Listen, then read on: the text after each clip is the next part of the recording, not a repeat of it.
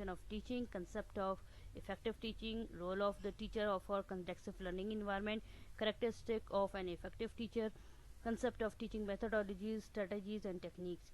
यानी कि इस पूरे यूनिट को पढ़ने के बाद, इसकी वर्कशॉप लेने के बाद आप लोग टीचिंग को डिफाइन कर सकते हैं। आप इस काबिल हो जाएंगे कि इफ़ेक्टिव टीचिंग क्या होती है, उसके कंसेप्ट का आपको अच्छी तरह समझ आ जाएगा।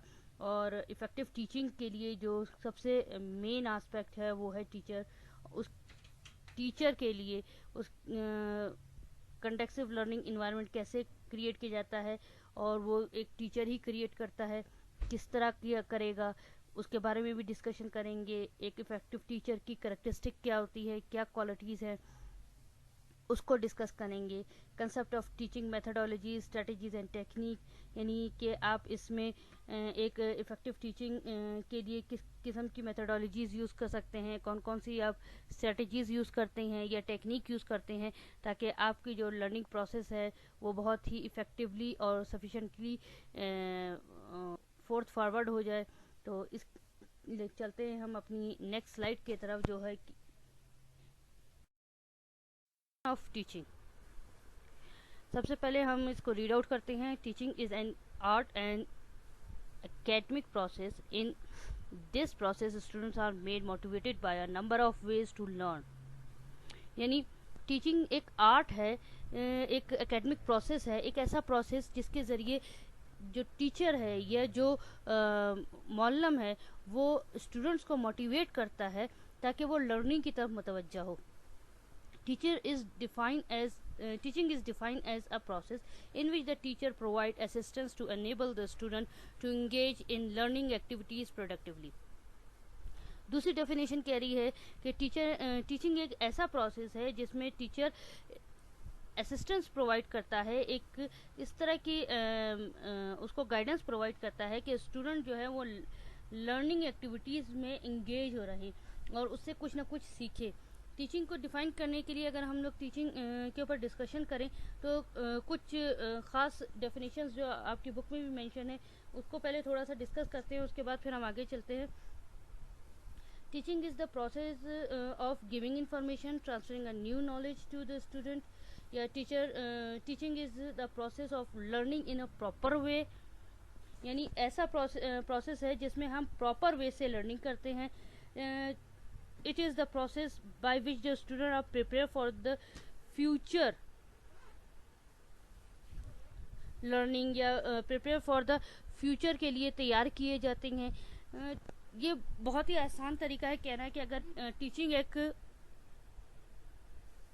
टीचिंग को मैं एक तरीके से और डिफाइन करती हूँ, आपको बताती हूँ कि बुद्धिस्ट क्या कहते हैं टीचिंग के बारे में। टीचिंग इज़ द प्रोसेस है उनके मुताबिक when student is ready teacher is appear, mean एक ऐसा प्रोसेस जिसमें हम स्टूडेंट को रेडी करते हैं कुछ सीखने के लिए, उसको मेंटली तैयार किया जाता है कि आप सीखें। जब वो सीखने के लिए तैयार हो जाता है तो इसी प्रोसेस में अगला स्टेप आता है कि आप उसको कुछ सिखाएं और किसी ख़ास वे में सिखाएं ताकि आपका जो स्टूडेंट है वो जो है वो वही चीज़ सीखे जो आप उसको सिखाना चाह रहे हैं। तो टीचर मोटिवेटर है क्योंकि टीचिंग मोटिवेशन का काम भी करती है। टीचिंग अगर मोटिवेट कर दे तो फिर उसके बाद वो उसकी लर्निंग का पाथवे है जिसमें चल के वो बहुत कुछ सीख सकता है। अब हम चलते हैं अपनी अगली स्लाइड की तरफ। कंसेप्ट ऑफ टीचिंग के बारे में कुछ पॉइंट्स यहाँ पे लिखे हुए हैं। Teaching is the important part of the process of an education. Its important function is knowledge, developing understanding and skill. Teaching बहुत ही ज़रूरी हिस्सा है एक एजुकेशन सिस्टम का, एजुकेशन लाइन आउट का, कि अगर टीचिंग नहीं है तो आप एजुकेशन को ट्रांसफ़र नहीं कर सकते। आप ये नहीं कह सकते कि एजुकेशन ग्रो अप नहीं हो सकती, क्योंकि टीचिंग ही एक ऐसा प्रोसेस है। नॉलेज आपको बहुत मिल जाएगी, बहुत सारी किताबें मिल जाएगी, लेकिन अगर कोई आपको पढ़ाने वाला नहीं हो, कोई आपको समझाने वाला नहीं हो, तो वो नॉलेज सारी बेकार है। आप सबके घरों में कुरान मजीद मौजूद है, लेकिन जब तक कोई मौलम, कोई आलिम आपको वो पढ़ाता नहीं है, उसको समझाता नहीं है, तो उसका होने का हमारी ज़िंदगी में कोई फ़ायदा नहीं होता। तो उसका फ़ायदा तभी है जब हम उसकी तालीमात किसी आलिम से लें, और वो तालीमात जो हैं वही टीचिंग है। टीचिंग का जो इम्पोर्टेंट फंक्शन है वो नॉलेज है, नॉलेज ट्रांसफ़र करना, जो मैंने अभी कुछ देर पहले आपको बताया है कि ये एक ऐसा प्रोसेस है जिसमें नॉलेज ट्रांसफ़र होती है। जब नॉलेज ट्रांसफ़र हो जाती है तो उसको उसके अंदर अंडरस्टैंडिंग डेवलप की जाती है। यानी जब आप किसी आलिम से सीखते हैं, कुरान मजीद सीखते हैं, तो पहले आपको नॉलेज मिलती है। जब आपको नॉलेज मिल जाती है तो वो आपको उसके तर्जुमे के साथ उसको समझाता है कि इस बात का मतलब क्या है और आपको क्या हुक्म दिया गया है। जब आप उस हुक्म को समझ जाते हैं, अंडरस्टैंडिंग आ जाती है, तो इसी प्रोसेस में अगला स्टेप होता है स्किल। आप उसकी इम्प्लीमेंटेशन अपनी लाइफ में कैसे करते हैं या दूसरों से कैसे करवाते हैं, या उस पूरी चीज़ से आप कैसे फ़ायदा उठा सकते हैं। इन सब चीज़ों को एक प्रोसेस के ज़रिए जब गुजारा जाता है तो ये अमल टीचिंग कहलाता है। टीचिंग इज़ यूजुअली, सेकंड जो पॉइंट बता रहे हैं, teaching is usually associate with 3 hours.